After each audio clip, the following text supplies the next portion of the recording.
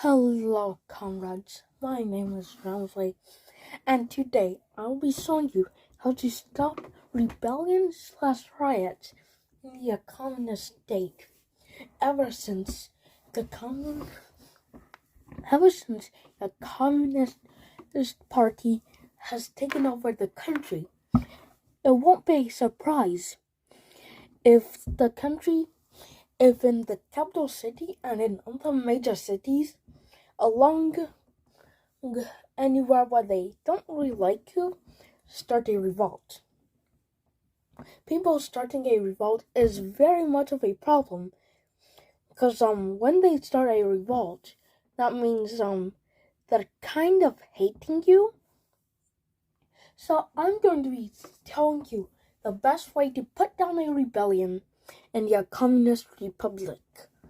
Just please and so comrade, this will be how to put down a rebellion in a communist republic, comrade. So first we need to find out where the rebellion is. Right here is the rebellion. In this area near the country of Montaguay. Pretty sure that's the name of it. Now this country, in this land, there's a rebellion. This land used to be owned by this country, but for a while, after they invaded it, they have been able to take back control of your rightfully owned land and establish a commune of communists, and then the commune of communists joined your nation. So after that happening, the rebellion will start off small. Start off pretty small. Maybe one town, just a few small places falling into rebellion. Just pretty small, just some small rebellions. So let's rewind. So we should stop the rebellion here. When you see a rebellion against your country happening, you should put it down with force. Oh, I don't mean with force. I don't mean like shooting people. I mean putting it down with a forced kindness and conceding into that thing, into what they want us to concede into. Okay, so now that like the people of this country aren't listening, yeah, we have to do some just they just tripped on guns and they just tripped. Yeah, they just tripped. Don't ask about like the 10 bullets inside of the head and like the entire family is dead and great aunt who lives halfway across the world. Don't ask why she has cyanide that only our government owns. Don't ask about that. They just tripped. Yeah, they just tripped. Yeah, tripped. So now, after you well, if you can't stop the rebellion there, and the rebellion keeps on growing, if you aren't able to stop the rebellion and it keeps on growing into this, then this, and then the rebellion gets even larger, and you aren't able to stop it here by the people just tripping and like the rebellion falling apart, and the rebellion basically becomes this, then there's something you have to do, and this is mobilizing a police force. You need a police force to try to carefully change the minds of the protesters into going home. It might include some bang bangs, but the protesters weren't the protesters weren't listening to us, and they saw first. So yeah, we're totally not lying. Like, why would we lie? Why would the government ever lie to you? Stop being ridiculous. This color of red shows anti-protesters forces are basically just the police, or like you mobilized. So first they take down this pocket, and then they move into this pocket and start peacefully telling people to go home. But what would happen if you are not able to do that? Well, then just send in the army. If you aren't able to do that, then just find the pocket of resistance, send in the army, encircle them, and then just wait for them to peacefully give up. Oh, and they just peacefully gave up. You totally didn't just starve them to death. Are you being ridiculous? We were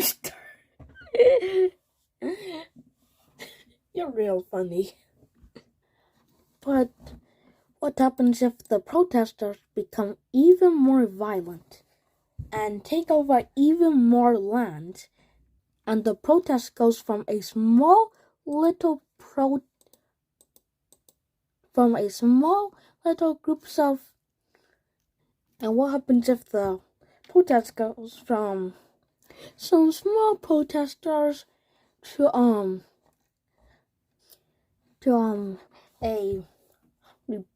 small rebellion, to a full-on rebellion against your nation, and that was unplanned for, then you might have to do this. With your anti-rebellion forces, or riot forces, let's just call them riot forces, with your riot forces probably still being in the area of where the rebellion is, your first thing to do is to either get these troops out of here or to send troops into there. Have to either get them out or either make them get out or put more riot troops into there. And now, since this is no longer a riot and is a full-on rebellion, I think you have to call in a little bit more than just some riot police. Also, while you're mobilizing your army, you should always look at the terrain. With this terrain where we're fighting in, basically just being some grasslands with some fertile land along the coast, along the riverbanks. So the riverbanks would be a very good place to strategically take. So remember that, find strategic places to take. So let's assume that you just pulled out all your forces from the area of the rebellion. So let's assume they did that. So the first thing I would tell you to do is to probably strategically find an area where it will be most sensible for you to take over. And with this, the land along the river are basically being very good for crops. They will probably have a lot of food there. So to protect farmers, you should make naval landings on this area. But in your communist country, you may not have a navy. But for demonstration, but for this purposes, there'll be a few naval landings. So take advantage of any of any land which you can. This will be key in stopping the rebellion. Then the next thing to do to stop a rebellion is to push in carefully. To push in towards the capital or the main center of the rebellion. Or to find the leaders of the rebellion. So let's just say, so there's the capital, and the leaders of the rebellion would probably be in the area of that capital, probably over here, or probably along the front lines. So probably first push into the south and take as much land as you can. Or just push into the nearest land you have, near them, near the rebellion, and take it. By doing this, you stop the rebellion from pushing into more of your land. So first of all, do that. Then now try to connect up any army groups that you have that aren't connected up to your main front line. So as for this country, as the communist leader of this country, I would start sending troops along the river to demobilize for the best strategic advantage to make sure. Yeah, you know the point. Yeah, basically take over the most valuable land from the rebellion, because that land is too valuable for them to have. So I took over the area which is best for farms, meaning that the rebellion now has less food, and now you can send a ultimatum to the rebellion to say, can you please stop our wait. If you're just a normal person, then just skip a little bit. Or we will starve them out. We will just kind of let them starve to death. Yeah. So yeah. So now with a lot of troops along this area, basically with a lot of troops in an area where the strategic resources are, you should find the nearest point to where the most of where the, let's just call them insurgents. Wait, just had to check the dictionary definition for insurgent. Yeah, to stop the insurgent leaders, we have to try to find out where they are, and we should find out where they are and get to them as fast as we can. With the insurgent leaders in this color, kind of darkest, I don't know how to describe it. Now with knowing where the insurgent leaders are, we have to capture and arrest them. With a lot of them being in the capital city or around the capital city, we will probably have to encircle the capital city. But with a lot of them being commanders, we should just attack them. We should just encircle them. So quickly send in your anti-insurgent troops and send them into the area where the leaders are, and then encircle the region, the area, and just do this for every insurgent leader. Just have to encircle them, and now with them encircled, you have to give them a choice. With the situation dire, and then basically about to die, besides for like the small army they have protecting them, you have to give them the option between either finding out about them, either snitching and saying giving out important information about the rebellion, or letting them surrender and send them to jail, or those two options. And you should probably compel them to pick the first one, because they can find out more. Probably entice them with things like, you get to leave the country and go to this one or this one. We just won't care about you. You just get to leave the country. So now with a lot of them being enticed to leave the country and to basically live along with a majority of the people that they know, just by giving up some secrets, some of them will will fall into the pressure and surrender and basically tell you some secrets, and then they can just leave. But then there will probably be a 1 or 2 of them that don't. And when they don't, we will raid the camp, and in a bloody battle, they just casually just tripped on the gun 10 times and then fell over onto some knives. Yeah, they just tripped on some guns and they just accidentally got shot and tripped on some knives. We totally didn't just murder them and shove bayonets into them. We would never do that. Are you crazy? Imagine us doing that, murdering them. We would just execute them in a non barbarian way. So with one of them probably being executed in a barbarian way by some rogue soldiers. So that totally didn't happen twice. Only happened once because of rogue soldiers.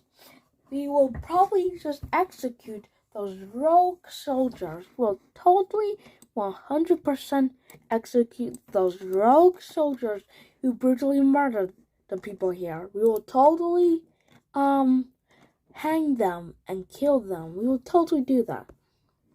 So now with a lot of their leaders is down, you should now tell the main insurgent government which still exists to either surrender or to face certain death.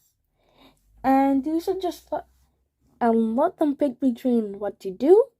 And if they surrender, then that's good. You just have to arrest the insurgent leaders and then probably send those insurgent leaders to like a different country or something. Just make sure that they don't plan on the insurgency inside of your country. But if they don't pick to surrender, then spearhead towards the capital. You should start to spearhead towards the capital and encircle it as fast as you can. Encircle the capital very quickly.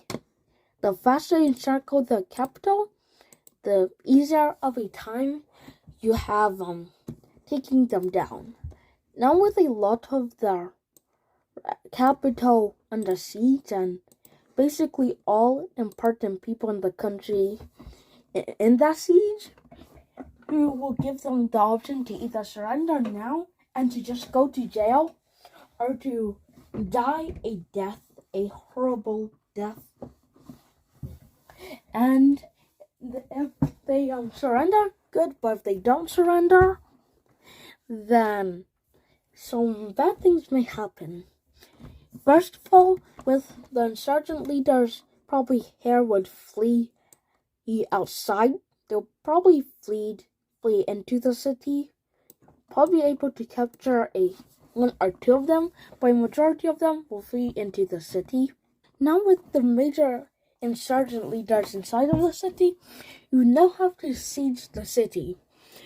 Now with the siege of the city, you should give the people of the city or the defenders of the city every chance you can get for them to surrender. You need to give them a reason to surrender and the incentive.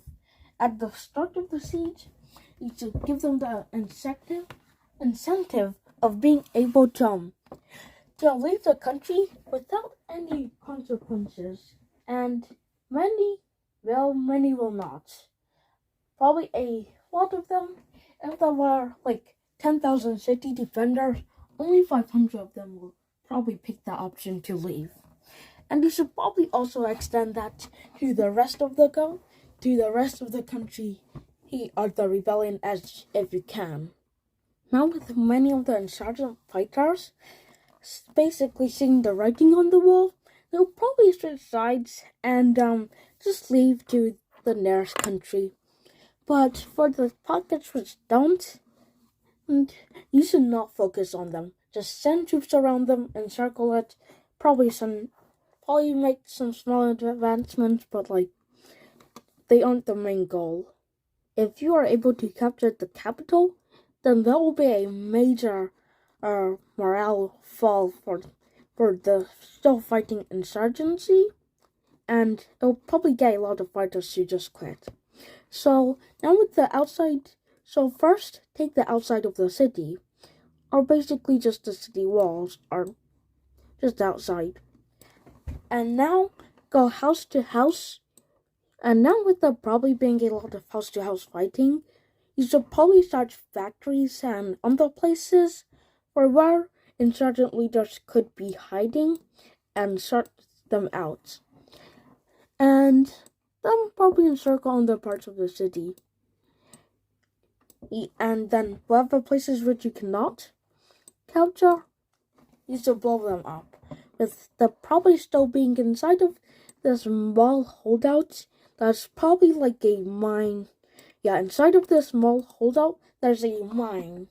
And in this mine, many insurgent leaders are still hiding inside of. So, in that case, you should send as many troops as you can into there. Send a bunch of them with TNT, explosives, fire, and whatever you can. Start a fire inside of the cave and make them lose all the air. Start sending water inside of there so they start drowning. Just do whatever you can to get them out. And now with the rebellion and basically being over, you should just find all exits to the cave and barricade them. And now with all access to the caves barricaded, that'll be the last of the rebellion. The last major part of it. The rebellion probably being limited down to this. Probably like a small pocket of resistance. And like the mines or whatever. And just a small pocket of resistance. Basically caused the rebellion. So what do you do now with the insurgent leaders who did not surrender and kind of just fought until the bitter end? So this is what you should probably do to them.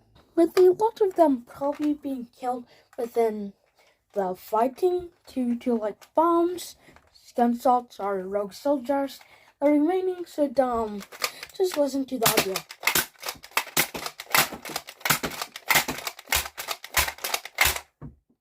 Yeah, just that. And just do that to them. So now with you basically controlling this entire region, the region should still stay under occupation by troops to keep the peace. These troops will probably stay there for another few years or so. Few years or a few months, depending on the size of the insurgency. If it was a very big size, then the troops will stay there for years. Well, if it was a very small one, maybe for a few months. So, yeah, goodbye, comrades. Hope that I helped you. Find out how to put down communists, how to put down rebellions in the communist republic. Goodbye, comrades. See you again sometime in this decade. Goodbye, Squastia, my favorite fan base. Goodbye, comrades.